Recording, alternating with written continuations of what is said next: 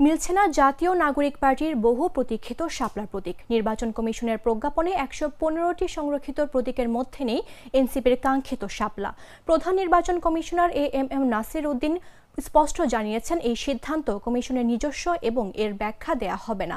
পাশাপাশি পিআর পদ্ধতি না থাকায় এটি নিয়ে ইসি ভাবছে না বলেও সাফ জানিয়ে দেন প্রধান নির্বাচন কমিশনার। তবে দেশের স্বার্থে সব রাজনৈতিক দল ঐক্যমত্য হবে বলে আশা সিইসির। রাকিব হাসানের পাঠানো তথ্যচিত্রের বিস্তারিত জাগর এক্স রিপোর্টে। রাজনৈতিক দল গঠনের পর থেকে জাতীয় নাগরিক পার্টির প্রধান চাওয়া শাপলা প্রতীক। সাদা শাপলা, লাল শাপলা কিংবা কেবল শাপলা, কোনো একটিকে নির্বাচনী প্রতীক হিসেবে পেতে আবেদন করে আসছিল দলটি, কিন্তু নির্বাচন কমিশনের পক্ষ থেকে এই বিষয়ে ইতিবাচক কোনো সাড়া মেলেনি।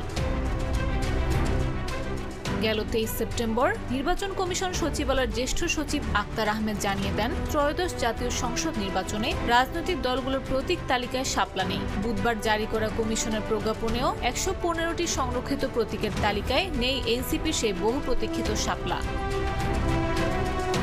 বৃহস্পতিবার বিকেলে নির্বাচন কমিশন ভবনের সাংবাদিকদের সঙ্গে আলাপ করেন প্রধান নির্বাচন কমিশনার এএমএম নাসির উদ্দিন। সেখানে শাপলা প্রতীক কাকে বরাদ্দ দেয়া হবে বা আদৌ কাউকে দেয়া হবে কিনা এমন প্রশ্ন করা হয় তাকে।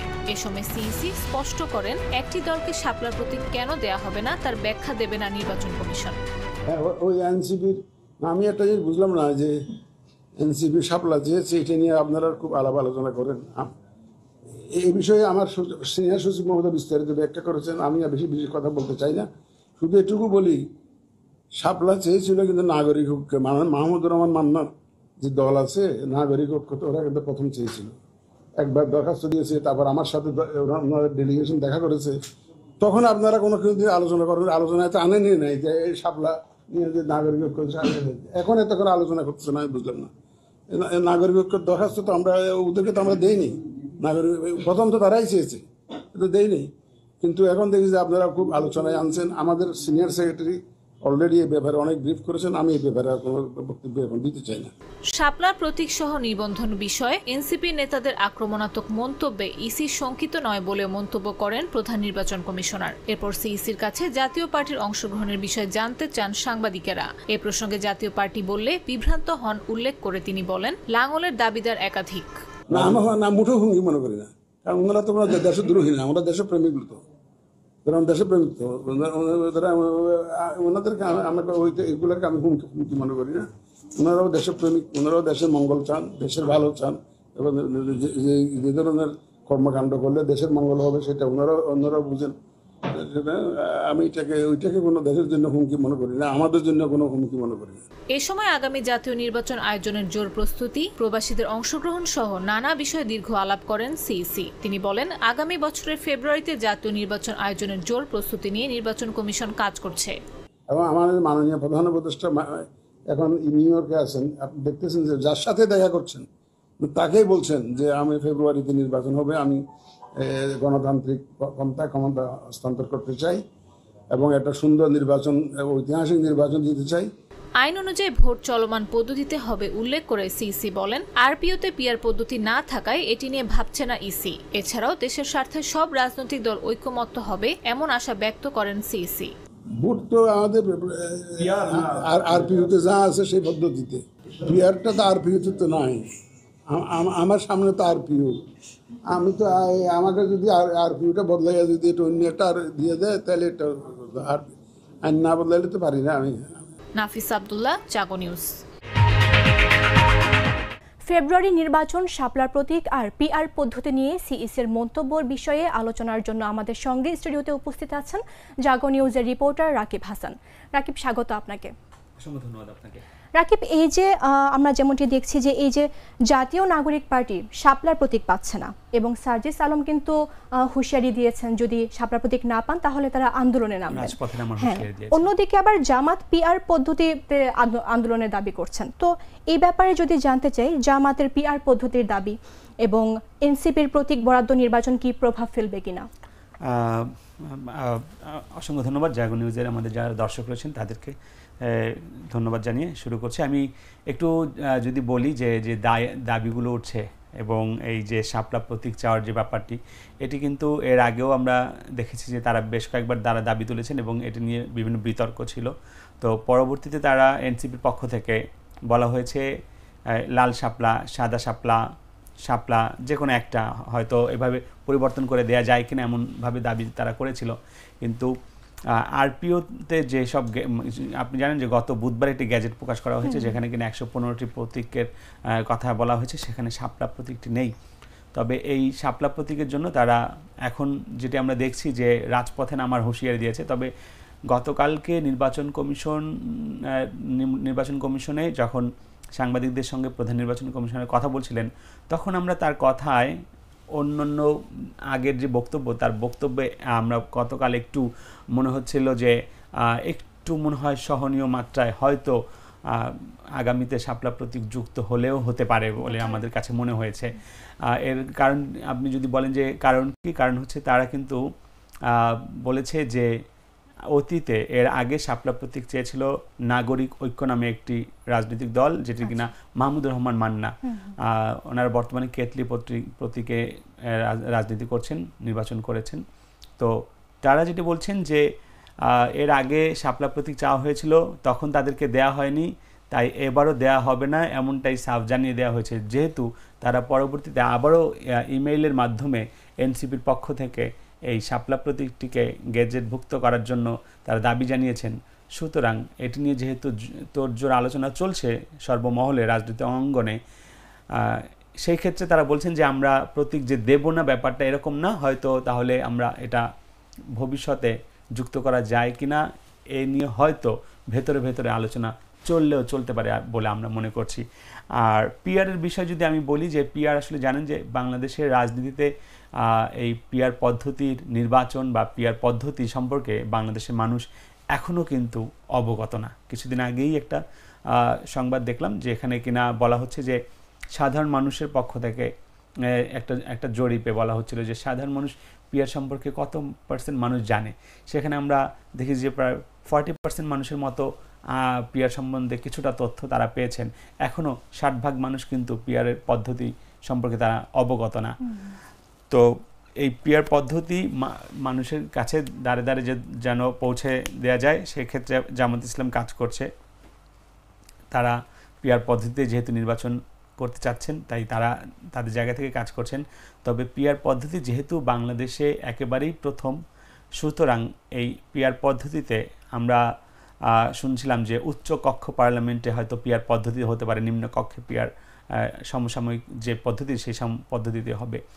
তো আমরা মনে হয় একটি উচ্চকক্ষে পিআরের মাধ্যমে নির্বাচন করে এটা শুরু করা যেতে পারে। তাহলে সেই ক্ষেত্রে সকল দলকেই হয়তো সমঝোতায় আনা সম্ভব হবে।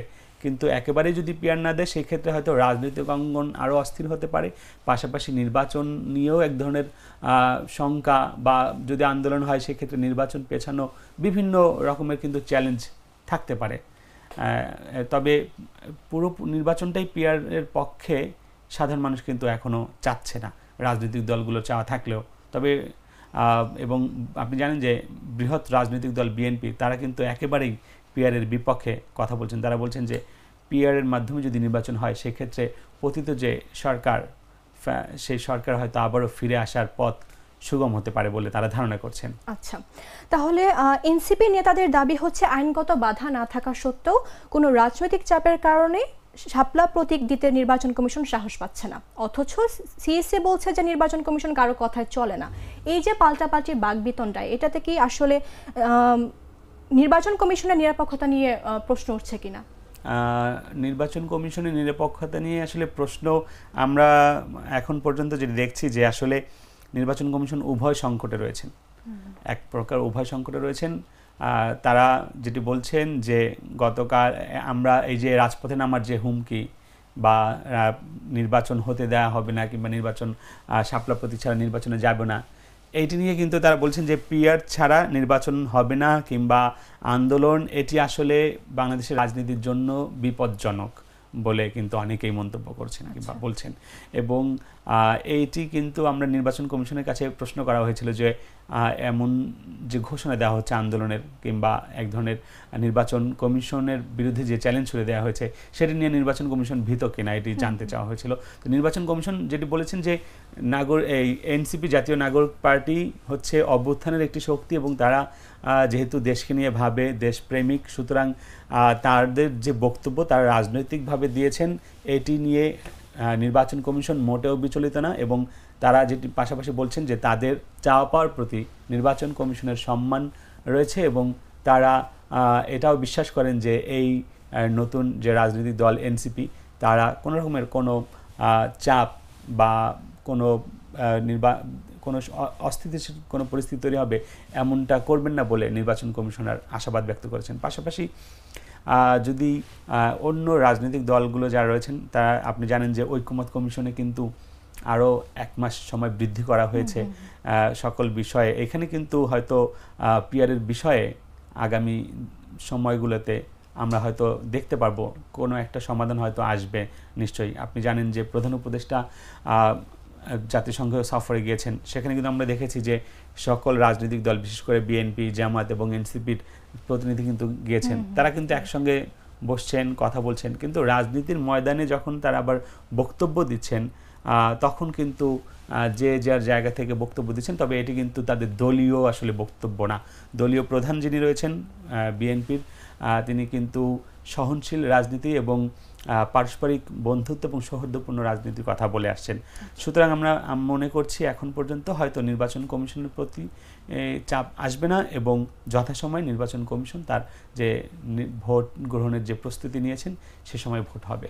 আচ্ছা, এই পর্যায়ে যদি আপনার কাছে জানতে চাই যে আগামী জাতীয় নির্বাচন আয়োজনের প্রস্তুতি, প্রবাসীদের ভোটাধিকার এবং চলমান ভোট ব্যবস্থার মধ্যে কি কি চ্যালেঞ্জ বা সুবিধা আসলে থাকতে পারে বলে আপনার মনে হয়? প্রস্তুতি সম্পর্কে যদি বলি, যে প্রস্তুতি নির্বাচন কমিশন থেকে যেটি বলা হয়েছে যে প্রস্তুতি তো তাদের প্রতিদিনের কার্যক্রমই তাদের নির্বাচনে আসলে প্রস্তুতি। আপনারা জানেন যে গ্যাজেট প্রকাশ হয়ে গেল, এটিও কিন্তু নির্বাচনের প্রস্তুতির একটি অংশ এবং নতুন যে দলগুলো নিবন্ধন সেগুলো নিবন্ধন হয়ে যাবে এবং আগামী মাসের মধ্যেই হয়তো এই যে প্রতীক বরাদ্দ এগুলো কিন্তু আস্তে আস্তে শুরু হয়ে যাবে। পাশাপাশি নির্বাচনের যে ডেডলাইন যেটি দেওয়া হয়েছে ফেব্রুয়ারি, অর্থাৎ রোজার ঈদের আগেই, সেই ক্ষেত্রে আমরা যদি তার 2 মাস আগে, যদিও তারা এখনও কোনো নির্ধারিত কোনো তারিখ বলেননি, 2 মাস আগে যদি আমরা ধরি তাহলে সেটি হচ্ছে ডিসেম্বরে তফসিল ঘোষণা করা হবে। সব মিলিয়ে বলা যায় যে নির্বাচনের প্রস্তুতি সম্পূর্ণরূপে চলছে। সরঞ্জামাদি কেনা থেকে শুরু করে রাজনৈতিক দলগুলোর সঙ্গে সংলাপে বসা, পাশাপাশি নির্বাচনে যারা স্টেক হোল্ডার রয়েছে, সংবাদকর্মী, বিভিন্ন সুশীল সমাজ যারা রয়েছেন, যারা পর্যবেক্ষক যারা রয়েছেন, নির্বাচন চলাকালীন সময় যারা পর্যবেক্ষণ করবেন তাদের সঙ্গে কথাবার্তা চলছে এবং অনেককেই আমরা জানি যে আগামী মাসেই রাজনৈতিক দলগুলোর আগে বিভিন্ন সামাজিক সংগঠন, বিভিন্ন নির্বাচনী সংস্থা যারা রয়েছেন তাদের সঙ্গে নির্বাচন কমিশন বসবেন। পাশাপাশি চ্যালেঞ্জের কথা যদি বলি, যে চ্যালেঞ্জ তো আসলে রয়েছেই, এত বড় একটা কর্মযজ্ঞ। আপনি জানেন যে বর্তমান যে প্রশাসন, সেই প্রশাসন তো আমরা দেখছি যে এই অস্থিতিশীল যে পরিস্থিতি সেটি এখন যে চলছে, আইনশৃঙ্খলা বাহিনীর যে অস্থিতিশীল পরিস্থিতি, এটি কিন্তু নিয়ন্ত্রণে কাজ করছে। পাশাপাশি নির্বাচন কমিশন থেকেও বলা হচ্ছে যে নির্বাচনের আগেই অন্য আরও যেসব কাজ রয়েছে এই নির্বাচনী পরিবেশ তৈরি করার জন্য সেটি গ্রহণে কাজ করছে এবং যারা কর্মকর্তা যারা রয়েছেন তাদেরও কিন্তু নির্বাচনের জন্য প্রশিক্ষণ দেওয়া হচ্ছে। সুতরাং যেসব চ্যালেঞ্জ রয়েছে, চ্যালেঞ্জ থাকবেই এবং চ্যালেঞ্জগুলো মোকাবেলার জন্য নির্বাচন কমিশন কাজ করে যাচ্ছে। আশা করি হয়তো খুব দ্রুতই এর ফলাফল আমরা দেখতে পাবো। আচ্ছা, দেশের স্বার্থে সব রাজনৈতিক দল ঐক্যমত হবে বলে আশা ব্যক্ত করছেন সিইসি। হ্যাঁ, তো আসলে কি রাজনৈতিক দলগুলো ঐক্যমতে আসতে পারবে কিনা, বা যদি আসেও তাহলে ফেব্রুয়ারিতে জাতীয় নির্বাচনের কি সম্ভাবনা বা নির্বাচনে কি প্রভাব ফেলতে পারে এ বিষয়ে? একটু আপনাকে জানাই যে আসলে দেখেন, এই দলগুলোই কিন্তু 5 তারিখের আগে একসঙ্গে রাজপথে আন্দোলন করেছে। অর্থাৎ তাদের মধ্যে কিন্তু একসময় একটা ভালো ভ্রাতৃত্ববোধ, একটা পারস্পরিক শ্রদ্ধাবোধ ছিল। কিন্তু 5 তারিখের পর আমরা যেটি দেখলাম যে রাজনীতির মাঠে তো 2টা পক্ষ দরকার। তো দুইটা পক্ষের মধ্যে এখন সব তো আসলে যদি কোনো মতভেদ যদি না থাকে তাহলে সেই ক্ষেত্রে তো আসলে রাজনীতি হয় না। সুতরাং আওয়ামী সরকার যেহেতু বাংলাদেশে এখন এই মুহূর্তে নাই, বা আওয়ামী লীগের যে দল কিংবা জাতীয় পার্টির কথাও যদি বলি, তারা যেহেতু এখন মাঠে নাই, রাজনীতির মাঠে নাই, সুতরাং স্বাভাবিকভাবেই কিন্তু বিএনপির প্রতিপক্ষ হিসেবে জামায়াতে ইসলাম এখন তৃতীয় বৃহত্তম দল এবং প্রতিপক্ষ, শক্ত প্রতিপক্ষ বলা যায়। সুতরাং আমরা যদি বলি যে এই যে কথার যে লড়াই চলছে, এটি মূলত রাজনৈতিক কারণেই চলছে এবং এটি নিয়ে আসলে খুব বেশি বিচলিত হওয়ার কিছু নাই। এবং তারা দিন শেষে আমরা কিন্তু দেখছি যখন কিনা মাঝে মাঝে আমরা ঝটিকা মিছিল দেখছি আওয়ামী লীগের, তখন কিন্তু আবার সব এই বিএনপি এবং জামায়াতে ইসলাম এবং এনসিপি সবাই কিন্তু একত্রে কিন্তু আবার সেই মিছিল প্রতিহত করছেন, কিংবা অন্যান্য যে কোনো ক্ষেত্রে কিন্তু আমরা দেখছি যে তারা আবার এক হয়ে যাচ্ছেন। অর্থাৎ নির্বাচন, সুষ্ঠু নির্বাচন বা দেশকে স্থিতিশীল রাখতে, কিংবা অতীতে যে সরকার ছিল ফ্যাসিস্ট, বলা হচ্ছে যে ফ্যাসিস্ট সরকার, তারা যেন আবার ফিরে আসতে না পারে, সেই ক্ষেত্রে কিন্তু তারা আবারও প্রয়োজনে এক হয়ে যাবে। তো নির্বাচনকে কেন্দ্র করেই মূলত প্রতিপক্ষ এই কথার লড়াই চলছে এবং এটাই চলবে, এটাই রাজনীতির সৌন্দর্য। ধন্যবাদ রাকিব আপনাকে আমাদের সঙ্গে স্টুডিওতে সময় দেওয়ার জন্য। আপনাকে অসংখ্য ধন্যবাদ। অন্তর্বর্তী সরকারের প্রধান উপদেষ্টা অধ্যাপক ডক্টর মোহাম্মদ ইউনূস বলেছেন, বিদেশি বিনিয়োগ আকর্ষণে শ্রম সংস্কার অপরিহার্য। নিউ ইয়র্কে জাতিসংঘে আয়োজিত আলোচনায় ফেব্রুয়ারি নির্বাচনের আগেই ILO কনভেনশনের সঙ্গে সামঞ্জস্য রেখে সংস্কার বাস্তবায়নের অঙ্গীকার পুনর্ব্যক্ত করবেন তিনি। বিস্তারিত জাগর এক্স রিপোর্টে। অন্তর্বর্তী সরকারের প্রধান উপদেষ্টা অধ্যাপক ডক্টর মোহাম্মদ ইউনূস বিদেশি বিনিয়োগ আকর্ষণে শ্রম সংস্কারের গুরুত্বপূর্ণ ভূমিকার উপর গুরুত্ব আরোপ করেছেন। তিনি ফেব্রুয়ারির আসন্ন জাতীয় নির্বাচনের আগেই আন্তর্জাতিক শ্রম সংস্থা এর কনভেনশনের সঙ্গে সামঞ্জস্য রেখে মূল সংস্কার বাস্তবায়নের অঙ্গীকার পুনর্ব্যক্ত করেন।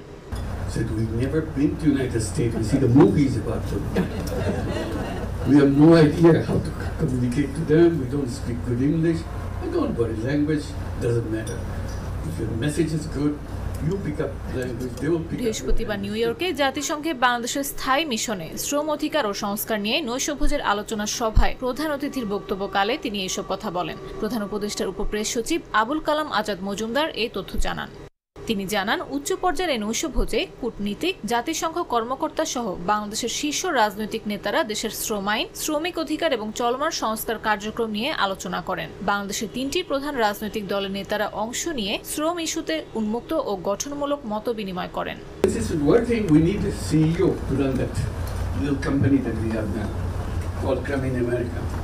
লুৎফে সিদ্দিকের সঞ্চালনায় অনুষ্ঠিত আলোচনায় ILO মহাপরিচালক এবং জাতিসংঘের বিভিন্ন সংস্থার জ্যেষ্ঠ প্রতিনিধিরা বক্তব্য রাখেন।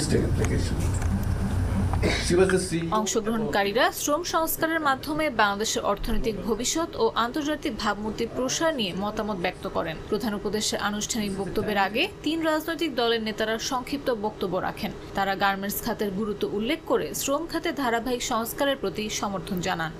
বিএনপি মহাসচিব মির্জা ফখরুল ইসলাম আলমগীর এ সময় বলেন, গার্মেন্টস খাত বাংলাদেশের অর্থনীতির অন্যতম প্রধান ভিত্তি। ভবিষ্যতে যে কোনো সরকারকে এ খাতের টেকসই উন্নয়নকে অগ্রাধিকার দিতে হবে বলে তিনি উল্লেখ করেন এবং অন্তর্বর্তী সরকারের শ্রম সংস্কার ও ILO অঙ্গীকার বাস্তবায়নের উদ্যোগকে স্বাগত জানান। জামায়াতে ইসলামী নায়েবে আমির সৈয়দ আব্দুল্লাহ মোহাম্মদ তাহের জানান, তার দলের অনেক নেতাকর্মীর গার্মেন্টস খাতে প্রত্যক্ষ অভিজ্ঞতা রয়েছে, যা এ খাতকে বৈশ্বিক প্রতিযোগিতায় এগিয়ে নিতে সহায়ক হবে। তিনি অন্তর্বর্তী সরকারের সংস্কার এজেন্ডার প্রতি সমর্থন জানান এবং নির্বাচিত হলে তা আরও এগিয়ে নেয়ার ইচ্ছা প্রকাশ করেন। ন্যাশনাল সিটিজেন্স পার্টির জ্যেষ্ঠ নেতা ডাক্তার তাসনিম জারা তার ব্যক্তিগত অভিজ্ঞতা শেয়ার করেন। তিনি জানান, রানা প্লাজা দুর্ঘটনা তার রাজনৈতিক যাত্রায় এক গুরুত্বপূর্ণ মোড় ছিল। তখন তিনি চিকিৎসা শিক্ষার্থী হিসেবে দুর্ঘটনাস্থলে আহতদের সেবা দিয়েছিলেন। তিনি বলেন, ওই ঘটনায় আমার রাজনীতিকে গড়ে দিয়েছে। এর পাশাপাশি তিনি শ্রমিকদের নিরাপত্তা নিশ্চিত করতে সংস্কারের জরুরি প্রয়োজনীয়তার কথা উল্লেখ করেন। সমাপনী বক্তব্যে প্রধান উপদেষ্টা অধ্যাপক ডক্টর মোহাম্মদ ইউনূস অর্থবহ ও স্থায়ী সংস্কার বাস্তবায়নে সরকারের অঙ্গীকার পুনর্ব্যক্ত করেন।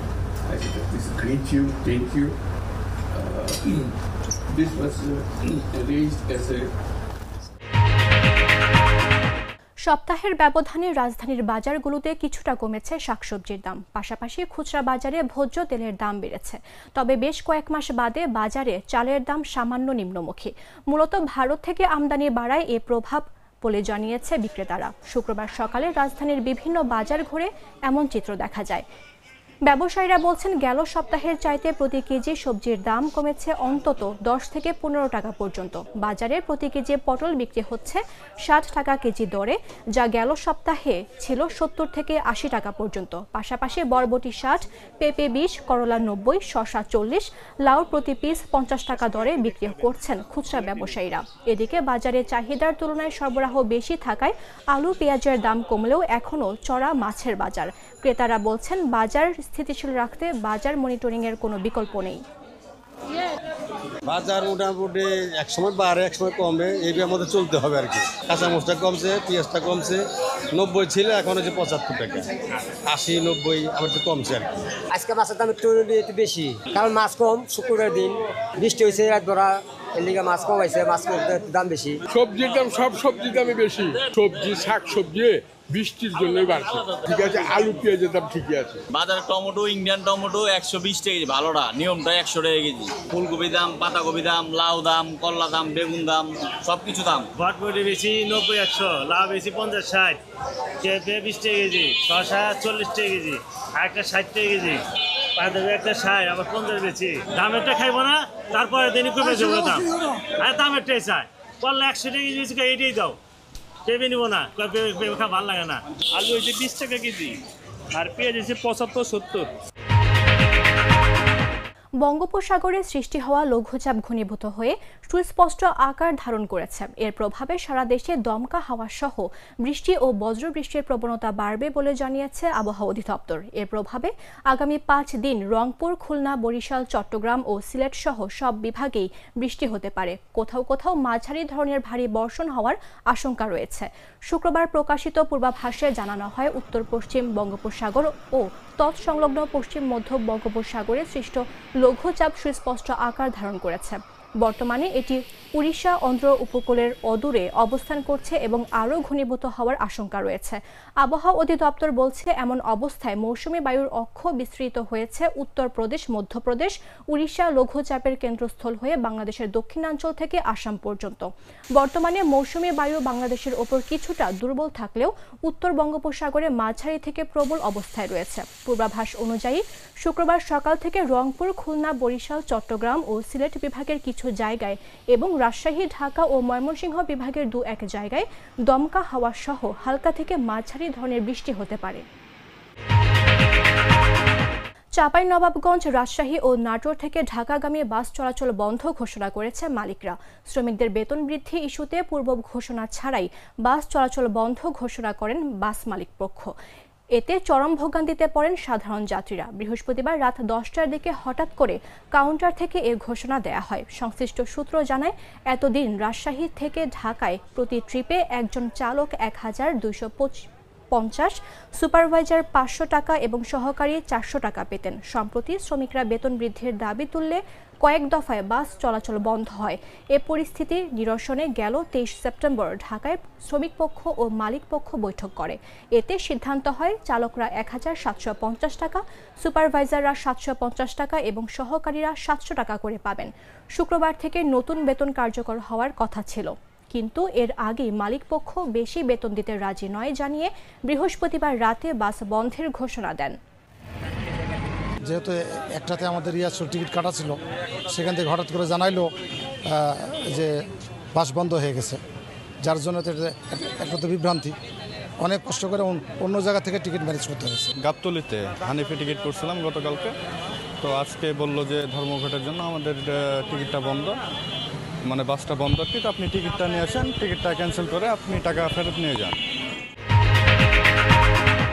জাতিসংঘ সাধারণ পরিষদে সফরের সময় ঘটে যাওয়া 3টি ঘটনার জন্য আনুষ্ঠানিক তদন্তের দাবি জানালেন মার্কিন প্রেসিডেন্ট ডোনাল্ড ট্রাম্প। গেল মঙ্গলবার জাতিসংঘের সদর দপ্তরের চলন্ত সিঁড়িতে পা রাখতে না রাখতেই সেটি থেমে যায়। শুধু তাই নয়, জাতিসংঘের সাধারণ অধিবেশনে বক্তব্য দেওয়ার সময় টেলিপ্রম্পটারটিও কাজ করছিল না এবং অডিটোরিয়ামের শব্দ শোনা যাচ্ছিল না। এই ঘটনাকে তিনি ট্রিপল স্যাবোটেজ বা 3 দফা নাশকতা বলে দাবি করেছেন।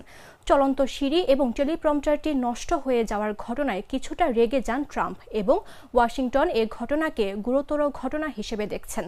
হোয়াইট হাউস জানায়, চলন্ত সিঁড়ি ইচ্ছাকৃতভাবে থামানো হয়েছিল কিনা তা খতিয়ে দেখার জন্য তদন্ত শুরু হয়েছে। ট্রাম্প সোশ্যাল মিডিয়ায় লেখেন, এটা কোনো কাকতালীয় ঘটনা নয়। জাতিসংঘে একসঙ্গে 3টি ভয়ঙ্কর ঘটনা ঘটেছে, তবে লজ্জিত হওয়া উচিত। তিনি জাতিসংঘ মহাসচিব অ্যান্তোনিও গুতেরেসকে চিঠি দিয়ে তাৎক্ষণিক তদন্তের দাবি জানানোর কথাও উল্লেখ করেন। তিনি আরও বলেন, যারা অ্যাক্সেলারেটরের ইমার্জেন্সি স্টপ বাটন টিপেছে তাদের গ্রেফতার করতে হবে এবং সিসিটিভি ফুটেজ সংরক্ষণ করা উচিত। অবরুদ্ধ গাজা উপত্যকায় 24 ঘন্টায় 170 লক্ষ্যবস্তুতে বোমা হামলা চালিয়েছে ইসরায়েল।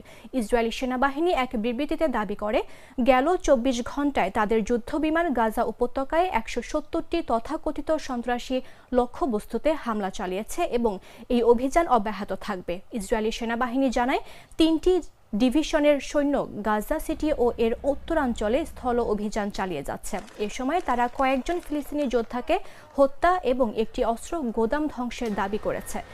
তবে এসবের দাবির পক্ষে কোনো প্রমাণ তারা হাজির করেনি। বিশ্ব নেতাদের আহ্বান উপেক্ষা করে গাজায় ইসরায়েলি হামলা অব্যাহত রয়েছে।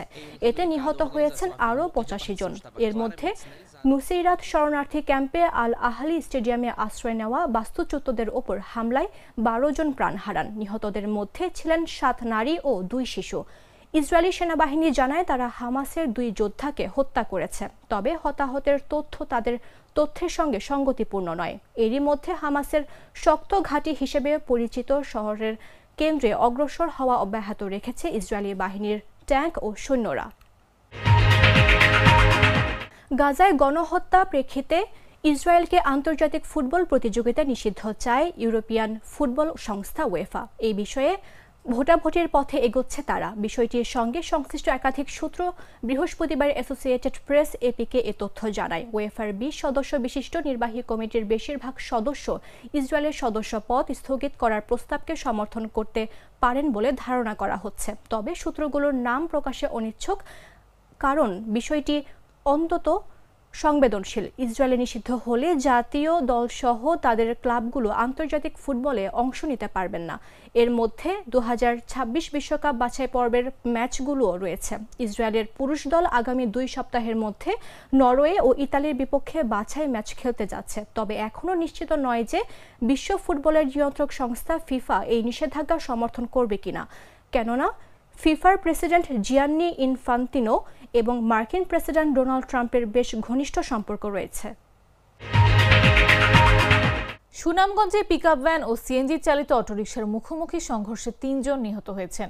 শুক্রবার সকালে শান্তিগঞ্জ উপজেলার পাগলা বাজার এলাকায় সুনামগঞ্জ সিলেট মহাসড়কে এই দুর্ঘটনা ঘটে।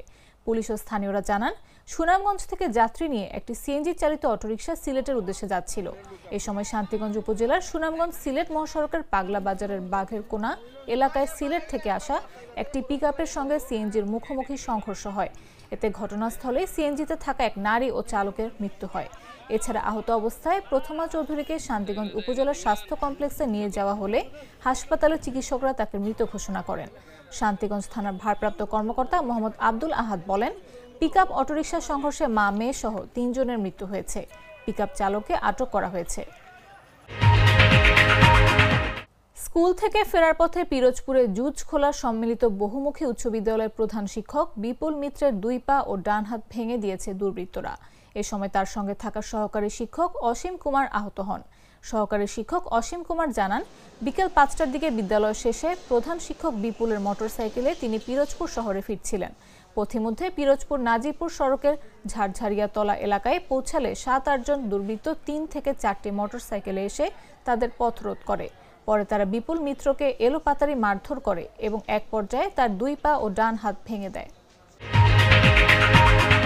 আঞ্চলিক অর্থনৈতিক সহযোগিতার গুরুত্বের উপর জোর দিয়েছেন প্রধান উপদেষ্টা অধ্যাপক ডক্টর মোহাম্মদ ইউনূস।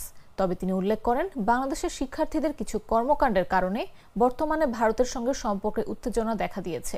স্থানীয় সময় বুধবার নিউ ইয়র্কে এশিয়া সোসাইটি ও এশিয়া সোসাইটি পলিসি ইনস্টিটিউট আয়োজিত অনুষ্ঠানে বক্তব্যে এসব কথা বলেন অধ্যাপক ইউনুস। তিনি এ সময় বলেন, এ ধরনের সহযোগিতার মাধ্যমে আঞ্চলিক অর্থনীতিতে সবাই উপকৃত হয়, কিন্তু বর্তমানে বাংলাদেশের ভারতীয়দের সঙ্গে সমস্যা হচ্ছে, কারণ তারা শিক্ষার্থীদের কার্যকলাপ পছন্দ করছেন না। তিনি আরো উল্লেখ করেন, বাংলাদেশের রাজনৈতিক অস্থিরতা ও তরুণদের মৃত্যুর জন্য দায়ী সাবেক প্রধানমন্ত্রী শেখ হাসিনাকে ভারত আশ্রয় দিয়েছে। এটি ভারতের সঙ্গে বাংলাদেশের সম্পর্ককে উত্তেজনাপূর্ণ করেছে। পাশাপাশি ভারত থেকে অনেক মিথ্যা খবরও ছড়ানো হয়েছে, যা খুবই খারাপ বিষয়।